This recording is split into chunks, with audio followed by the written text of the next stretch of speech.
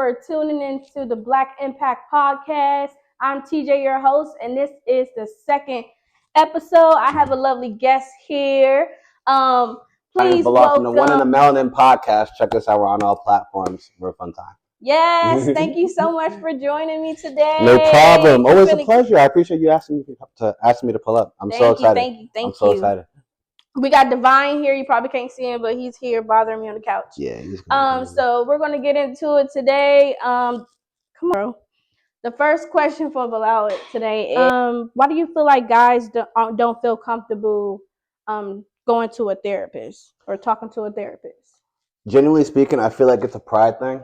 I feel like guys are sort of, especially in like the Black community or just in general, I feel like we're sort of like tailored to not express our feelings well. Yeah. We don't really talk to people like that unless it's like our significant others, maybe if we open up, right? Yeah. But what do you think that comes from? Like, where does that prideful thing come from?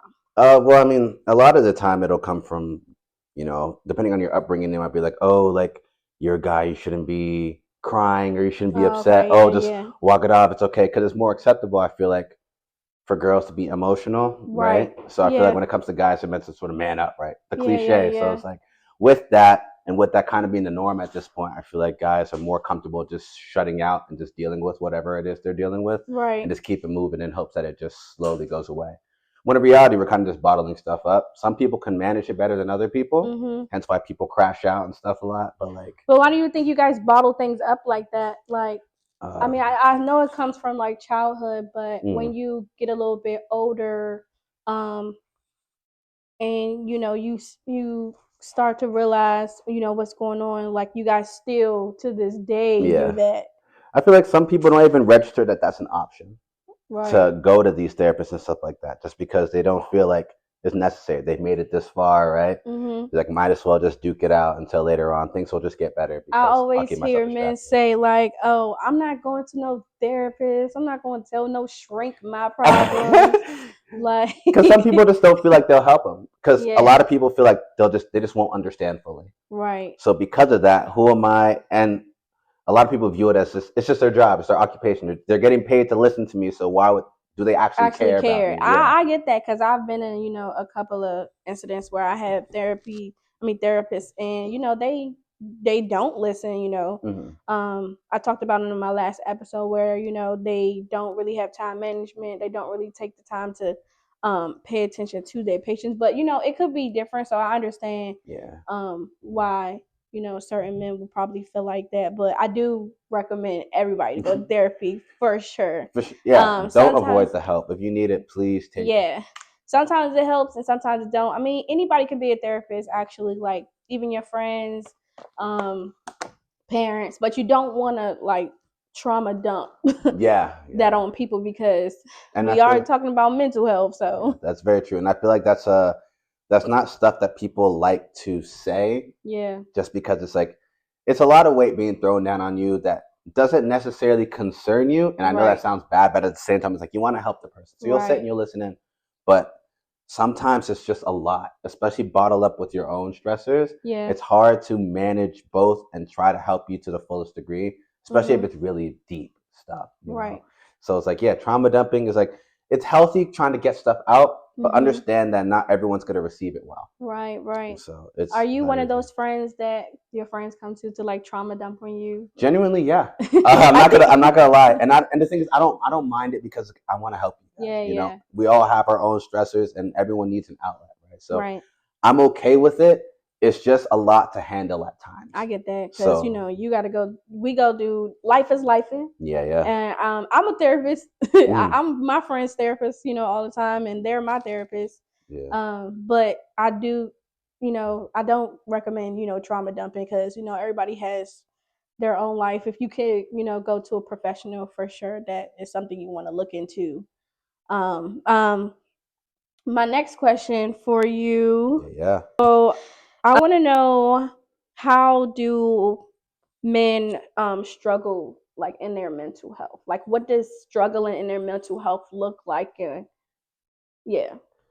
when it comes to men struggling in their mental, like, what does that look like? Like, how can you tell like if a man is like struggling in his mental health?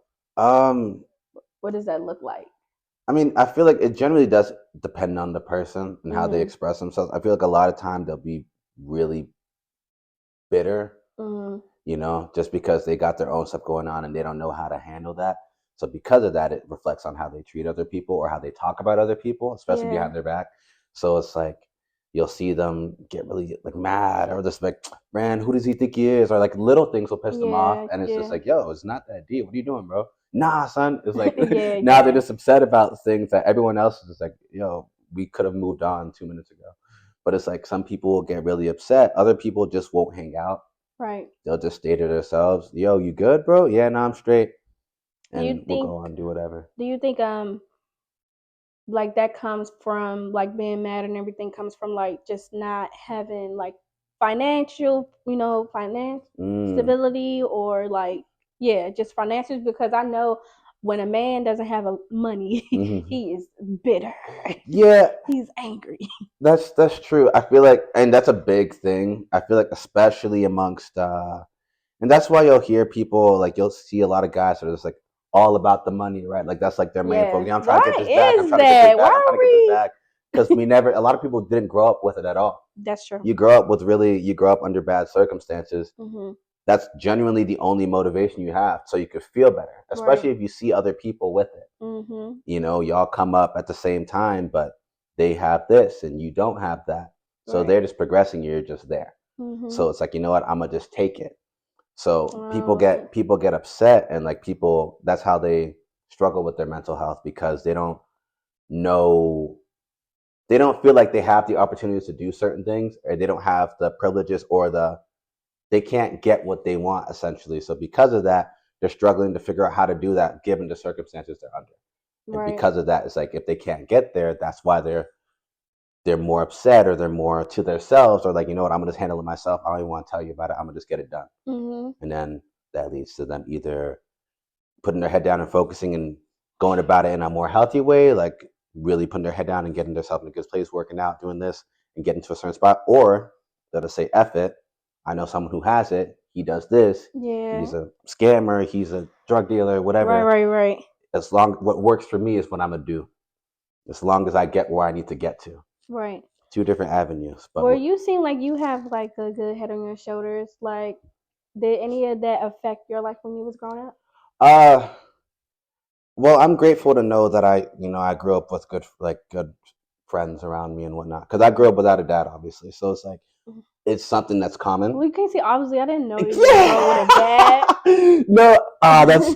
Oh, it's crazy. It's crazy. That's another thing about crazy. Mental health. People growing up without fathers. Yeah. Big facts. I think that's another reason why men are, struggling with handling their emotions, because they don't have no father. No sense of guidance. Yeah. So they never all they got is their mother. They never knew how to handle that, and they can't take everything from their mom because their mom can't teach them everything. Exactly. So it happens. Yeah. So that's another thing, and I'm grateful because my mom's done so much. So she was able to, she did her part, but there's still stuff I have to learn from elsewhere. Yeah. Which should have came from my dad, right, but came from other people, and I'm fortunate that I had the right people with me at that time. Were you able to like learn that from that, or you just learned it from like your friends, or like just being out in the world? Did you have a male figure in your life to teach you certain things? Genuinely speaking, I mean, I just had my friends, and I'm fortunate that we weren't really involved in a bunch of crazy stuff. And I could have always went that way, because a lot of people I grew up with took this route, right, and I just wasn't interested in that. And I don't know if it's just because it's me or because of my surroundings, because everyone grows up different. Everyone has their own mindset. Not everyone follows, not everyone leads. It's just kind of how it goes. True. But I'm grateful that with my upbringing, and definitely not having a father figure, or growing up not having a lot of money or whatever, my mom's always taught me to be the way she sort of raised me is like, whatever she got for me, she made it seem like it was the best thing in the world, regardless of how big it was, how expensive it was. That's good. So that made me more appreciative of whatever I had, even if it wasn't the most expensive thing or the greatest thing, because of that, now I'm like, all right, whatever circumstances I'm in, just to be grateful for what I have. Because if I'm unappreciative, then I'm gonna be upset and bitter because this person has that, and now I'm envious. But a lot of people not like you. Yeah, I know, and I'm not, and believe me, I'm not perfect. We all deal with our own struggles and whatnot, but I'm grateful that I had that mindset. I think you just have to choose the route to like be better, but sometimes it's easier said than done. Very Like true. some people don't know what being good is because they have always seen something, bad, so they don't even know what that even looks like. That's what they think good is. Right. Yeah. Yeah, so I mean, I can relate to you. I had my dad is in my life now, but unfortunately, like something happened to my family when I was like 9 years old, and my dad disappeared. Yeah. He disappeared, and it didn't. I didn't know that it affected me until I think I got until like middle school. Yeah. It affected me. No, it affected me when my mom told me something. My mom told me, and this is so bad. My mom told me that my dad didn't want me at a certain age, and I honestly I think um parents should never Even if it's tell true, it's like right, because don't say we that. growing up, we don't want kids. I That's don't even true. like. She told me that, and You good? that threw me off. You know? Yeah, yeah, because it's like a crazy reality shock, and it's like, Yeah. why am I? Because you're thinking to yourself, you haven't even grown up to where you can operate properly. You don't even know how to process your feelings. So it's Right. like, what am I doing that's negatively affecting you? Right. So much to the point where you don't even want me. Right. So it's like, I don't even know how to live yet. Like, I don't so think I feel you. no parent should tell their children that that parent didn't want them, Yeah. or I didn't want you. Like that's just so hurtful to say. And just because even when like the parents are like going back and forth with each other, or hate each other or whatever, it's still not good for you to tell your child, or tell your child that that parent that does not want them or anything like that, because that can really mess someone up. I mean, unfortunately, it didn't really mess me up, but and in that moment it did. I went to school and I was crying for days. Yeah. Because my mom told me that my dad didn't want me, and I was just like, what? Yeah. Like, how could you say that? Why would he not want me? What did I do? Because You you know what I'm really didn't saying? do Like, I ain't anything do but that. exist. But the thing is, when I got older, my dad was like, I didn't say I didn't want you. I didn't want her. I was saying I didn't want her. I didn't want the situation. And I growing up now, I understand it, because I don't got no kids. I got my little baby right here. Yeah. I don't got no kids, so I get that. Like, Yeah. I don't want that, so I get that. Yeah, no, it's tough. It's really tough. It's really tough, and I mean, it's a stigma, Yeah. amongst the Black community. And, I didn't grow up with mine, so it's like I never knew how it felt to even have them around. Right. So with that being the cases, I don't have. Obviously, I look back and I can reflect and be like, dang, like how things could have been if he was there, right? Does that affect you now, even though he's still not here? Do you still think about it? Do you think that? I know I'm asking two questions No, at that's once, fine. Yeah, but yeah, yeah. do you think that? Because most men think like that they have to find out who they are because they don't have they dad. Like they're missing a piece of their self. Do you feel like that because you don't have your dad in your life? Honestly, I don't think so. And the reason why I say that is because like I feel like, again, I'm 24. So it's like I feel like I've gone so far. I've sort of found myself, or I've developed myself into a person just to where like I don't feel like it's necessary to rely on him in any way, shape, or form. Obviously, do I forgive him? Yes, but do I? I don't have any attachment to him because I grew up without that attachment. Right, to him. right. As a kid, you think about, oh, how it would have been if I had my dad, because these kids have their dad. These kids get to go here, go there, this, that, and the other.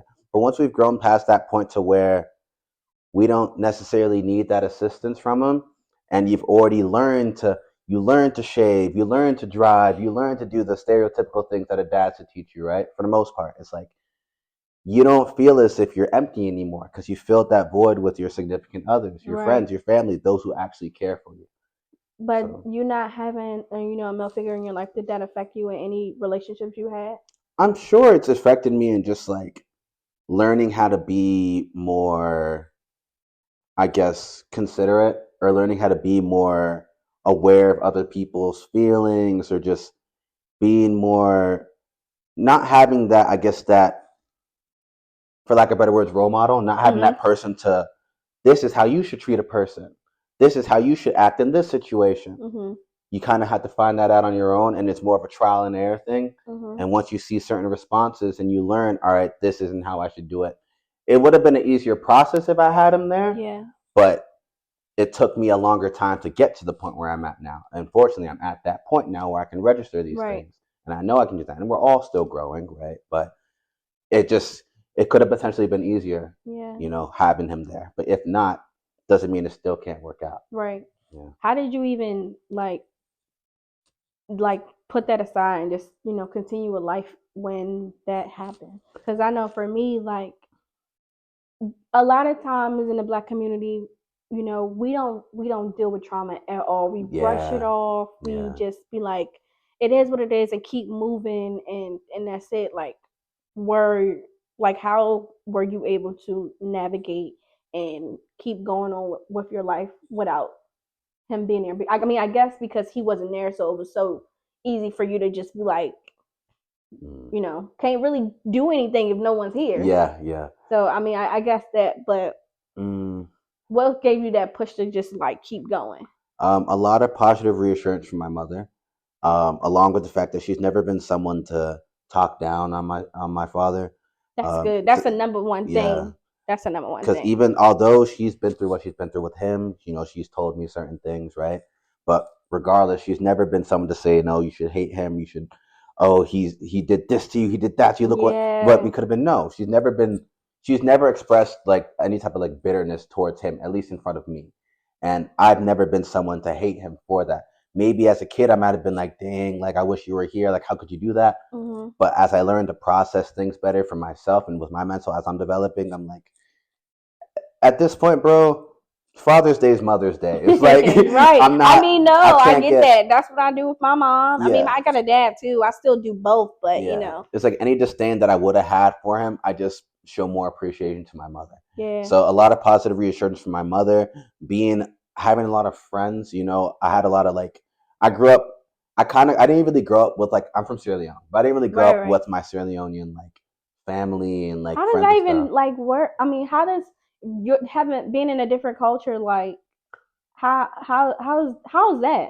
It's interesting because I grew up around Somali people my entire life, because my babysitter was Somali. Okay. And she had 4 kids, and one of them's in my age group. One of them was a little older, so I looked at him like my big brother. Right. And because I'm essentially an only child, I have an older stepbrother or older half brother, but he's 10 years older than me. Oh, so he's your brother. Yeah. Half step, that's your brother. No. I just wanted to be specific with it. Yeah, he's my brother. At the end of the day, I value him as my brother.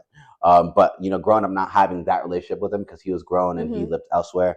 I grew up. I always viewed these people as my family. So I see their parents and I see these kids. They always kept me busy, kept me playing video games, going outside, playing. Yeah. It's like that's what kept me occupied. Less focused on where my dad is and more focused on how I can enjoy being a kid. Right. And that's what made me happy. And I feel like that's what helped me develop and be less focused on the negative life that I have. Although it really isn't that negative, it's a bit more stressful. Yeah. But mom's making it work and we're getting through. I do think it does start from moms having that awareness to not talk down on the father, because a lot of times in the Black community, Black fathers are not around. Yeah. So just not talking down on that person, regardless if you have any ill feelings towards that man or woman. Yeah. But at the end of the day, you talking down on your spouse or your ex-spouse is not going to make the relationship between you and your kids better. It's going to make it worse. Yeah. Because you're talking down on someone that helped become the person that they are. Yeah. And regardless if we think that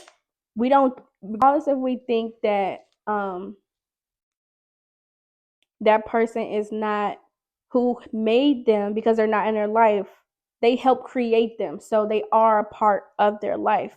Yeah. But you talking down on that spouse and telling your child they parent or that spouse did not want them, it doesn't make the relationship better. It just brings out what type of person that you are and your character. But that's another hurtful thing to do to your children. I just don't recommend you doing that because it hurt me from my personal experience. Yeah. It definitely hurt me. It made me cry for days, and I never really talked to my mom about that. Yeah. She still to this day doesn't know that she hurt my feelings. Yeah, and it's one of those things where you're almost trying to protect their feelings. Yeah, I feel like I do that a lot, try to protect my mom's feelings. Yeah, I talked to my dad about it. I told my dad, what my mom said, and then when we got older, my dad came back into my life when I turned 18 years old. Yeah, and I sat down and I talked to him, and we talked about everything, and we just went down the list about like why he wasn't there, what happened, and he told me, I didn't leave you, I left your mom. I didn't like the situation that we were in.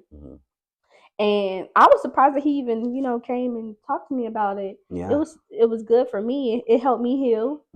She ain't healed, but it helped me. And they're not going to interact the same way. At the end of the day, it's about, your child. Yeah. It's not about you. I mean, it's not about your parents, about their child, making sure that they get what they need and to lift them up, because these kids is messed up. We messed up. Yeah. And we trying to heal and evolve and move forward and make good relationships with other people, and not be a bad person. It's all about being a good person. And that's another thing, because like if your parent or if your mom's telling you, and not specifically to you, but just in general, if your mom's telling you that your dad is this, that he's horrible, look what he did to you, blah blah, and you sort of form this image on him. What happens if he does want to come back into your life? Exactly. If he wants to remedy things with you and your mother. Yeah, because that happens a lot. You guys already have your preconceived notions about him, and now you're shutting him out. Exactly. Which is now gonna almost open that cut again. Right. Because someone who wants to heal you essentially by coming back and answer your questions and be a good person, even if they're not in your mom's life anymore, it's like now you don't want to do it because you're now facing the trauma again, and rather than trying to stitch it up by bringing him back in, you're just pushing him away and opening that cut more, because now you're indirectly not healing yourself. And that's not fair to you, but at the same time, this is all you know because this is what your mom's told you. Yep. And it's like that's what makes things 80 times worse. And now that affects your relationships in the future, because now you feel like holding grudges is the proper way of handling stuff that you had beef with, or people you had beef with. Yeah. And it's like, now you're petty. I want to get into that. I want to get into a lot of moms treating their sons like they're their boyfriend or spouse. I want to get into that. I want to know why do moms do that? Like, I never understood like why women do that and like how that affects. I think I seen a video not too long ago on a guy talking about how he pays everything for his mom, and I was just like, what in the world? Like, and she just was this all snappy and everything, and I'm just like, bro, like, no, you know what you're doing to that man? He like, I want to get married, I want to have kids, you're hindering me. Y'all don't see what y'all doing to these people. Yeah. Like, y'all gotta, just because you wasn't able to like find that person for you doesn't mean that's supposed to be your kid, supposed to be your person. It's like it's the next best thing, right? Yeah, it's like that's weird to me. It's just their form of attachment. And since they didn't have that with their significant other, and maybe they're not looking for a man right now, they're kind of comfortable knowing that, oh, I spoiled you growing up, I gave you this, I gave you that. It's now like you gotta do it owed to me. And the kid feels like it's owed to them because that's what they did without a father. So now they feel like, I gotta be there for my mom because my mom did this, that, and the other for me. I hear a lot of men say that. But it's to an unhealthy extent. Exactly. So where now they're valuing their mom over their significant other, or the potential of a significant other. Right. And that's a big thing. Mama's boys, okay? We got a lot of mama's boys out there.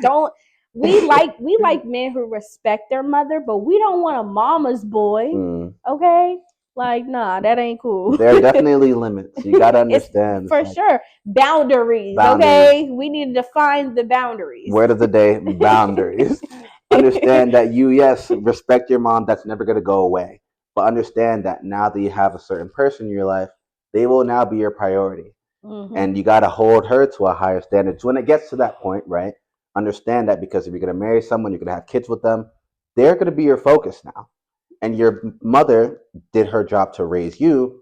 You got to raise your kids. You got to be there to support your wife, grow with your wife.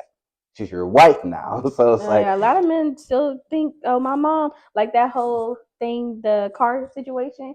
If my mom get in the car and my wife sitting in the front, who's sitting in the front? Oh, who has front seat? Who got front seat? My mom's scared of sitting in the front seat anyway while I'm driving, so it's like backseat is fine for her anyway. But yeah, it's like at that point, it's like you gotta, when it gets to the point where now you gotta pick between your wife and your mom. It's like, first of all, it depends on who's. First of all, it depends on who's being really toxic about it. Because it's like, if your wife's like, no, you have to pick me over your family. It's like, yeah, nah. Now it's like you're being weird about it, and now I can't prioritize you the way I'd want to because you're not making it something that I want to do. Right. Right. But like it goes vice versa. Your mom will still pull up the, oh, I raised you from this with all this and that. Why are you leveraging that on me as if we chose to do that?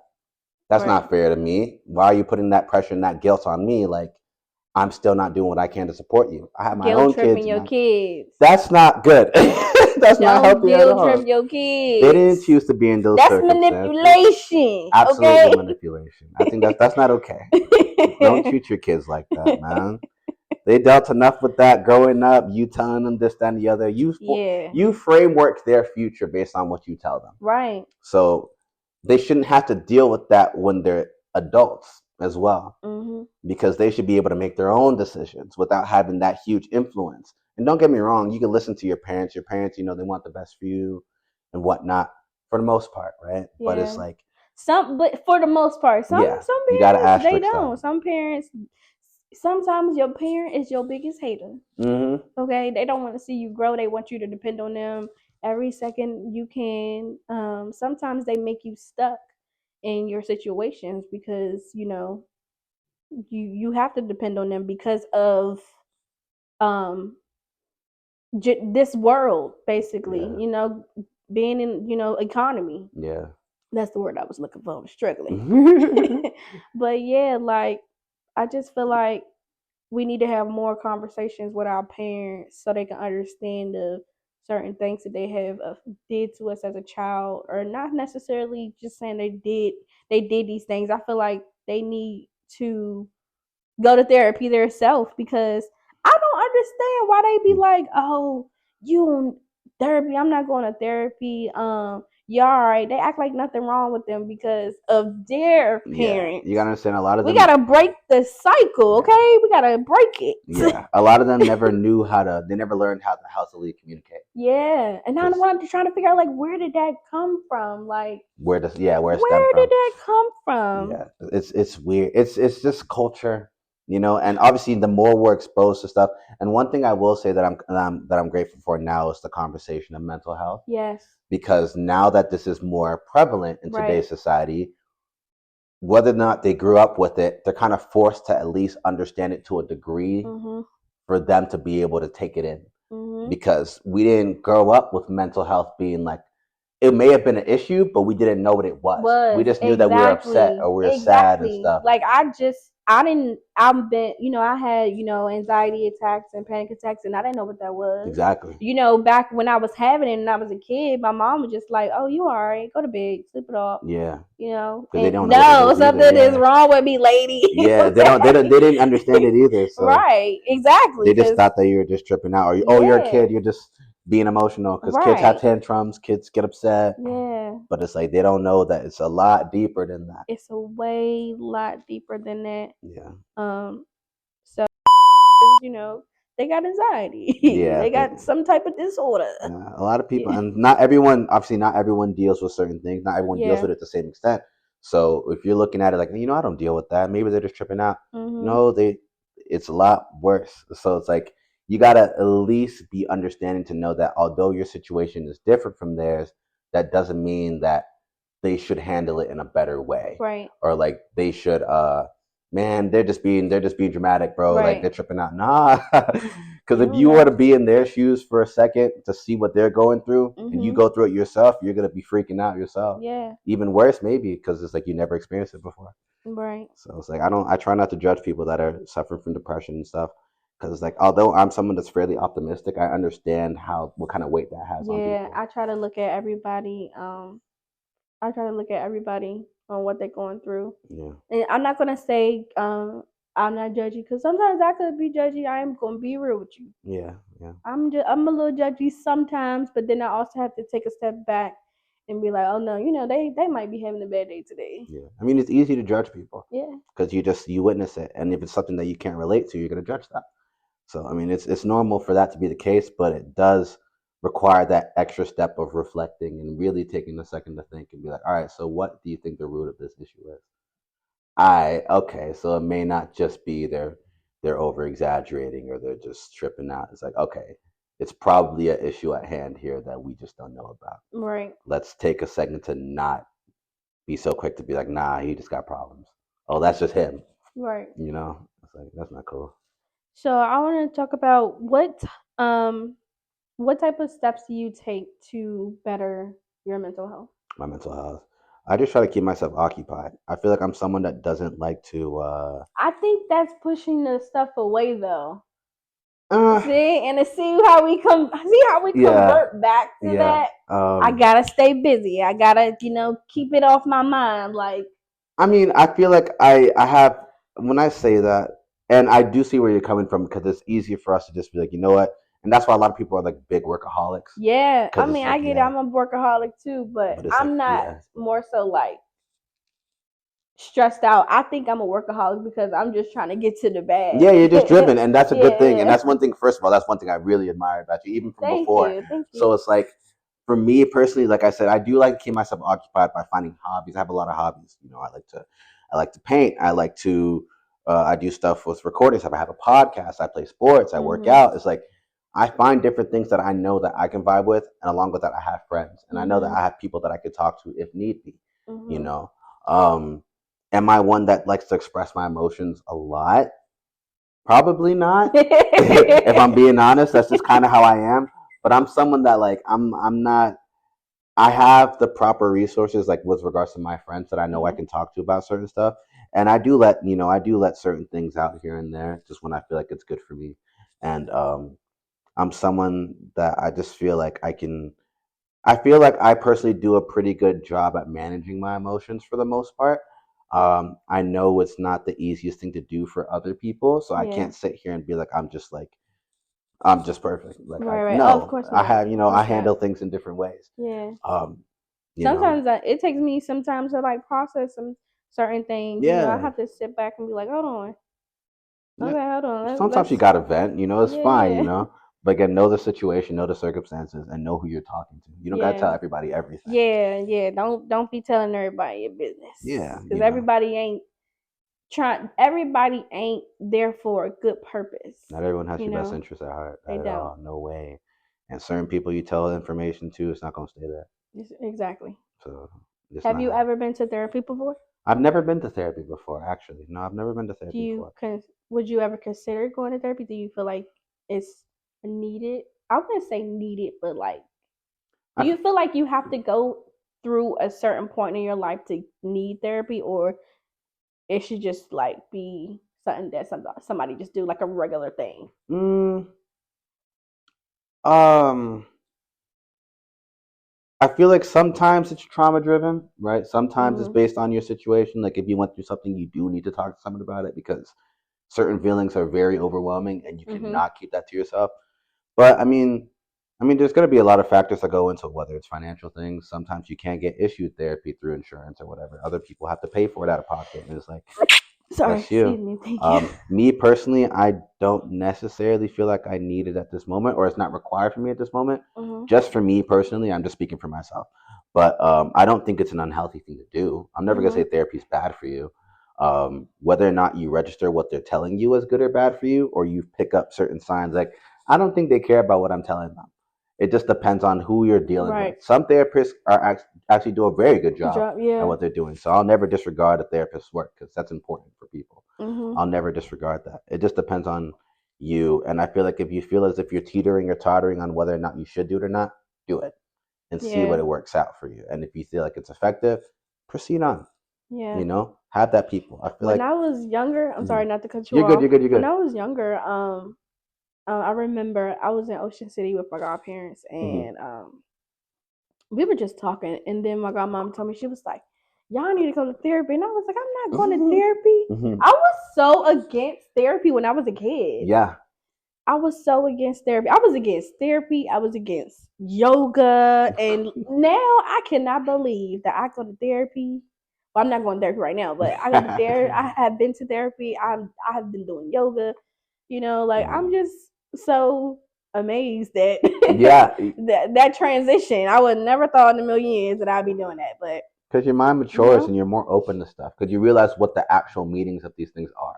It's not like what the purposes of them are. It's not just like, oh, because as a kid, you're looking at like, what's therapy? Like, what do I need to worry about that for? Why do I need to tell them this and tell them that? Ain't nothing wrong with me. Exactly. It's like you don't think about what they're actually doing for you or what the actual purpose is. You just think that they're just like, it's either boring in the case of yoga or in therapy, they're just there to judge you or they're not listening to what you actually have going on, you know? And like, I feel like you have to really sit there or actually go through stuff that's even similar to therapy. For example, in school, they had guidance counselors. Right. So you'll have people that you can talk to in that sense. And you go through that and you have your issues. Some people go through that and they're just like, this was really helpful for me. So that makes them more open to therapy in the future if they are going through something.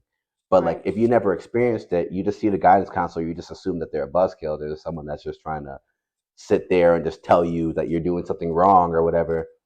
The first time I ever went to a guidance counselor, I really sat and reflected. I was like, whoa. Really? Yeah, like I actually sat and reflected with them because I'm like, I didn't know this is what this was for. Oh, okay. I never knew what they were there for. I just thought they were there. That's true. I mean, I never really sat down with my guidance counselor and talked to them about anything. Exactly. I just thought they were there for like school. Yeah, it's like, I didn't know what they were there for though. Yeah. And I'm sure they've told us in the beginning of the year, oh, hi, I'm here if you need anything. But it's like you don't know what exactly they're there for. Exactly. So it's like when you actually are going through something and they call you into their office and they tell you like, hey, so I see you're going through this. What's going on? And they sort of break things down for you. It's almost like it's like a therapist essentially. So it's like it may not be the same environment, it may not be the same circumstances, but it's like at least it's a bit of a glimpse of what this type of person can do for you. Exactly. And you should never shut that out because if they're really there to help you and you see that through how they're talking to you and what you're going through, it's like you should just be more open to it. Yeah. You know.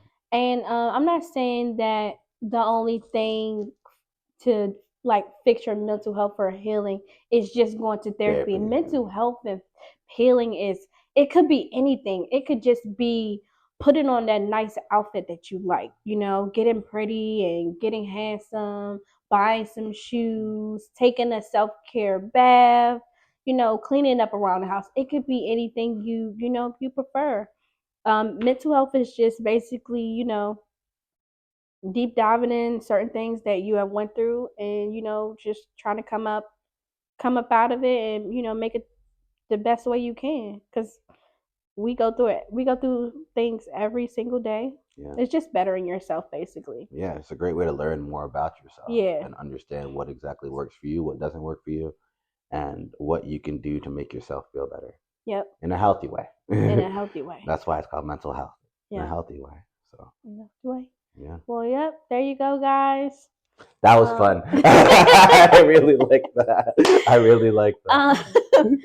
I want to thank Billal so much for coming today. I really appreciate you. Conversation was amazing. Of course. Big vibes. I love it. Don't forget to like, subscribe, and follow. Hit that notification button. Also, go check out my man podcast. One in the Melanin podcast. Say it for me. That's right. Yep. Say it for me. One in the middle. Dang. Slow down. One in the melanin. Yes. Right? Yes. One in a Melanin podcast. So one in the Melanin podcast. I got it. I'm going to get it. Yeah. I'll watch it. You go watch it. TikTok, Instagram, YouTube. The full videos are on YouTube. All streaming platforms. You can listen to it. Enjoy. Have fun. We have fun times. Shout out to my boy Saeed, co-host. Man, 100 grand. That's my dog. All right, guys. Thank you so much. See you next episode.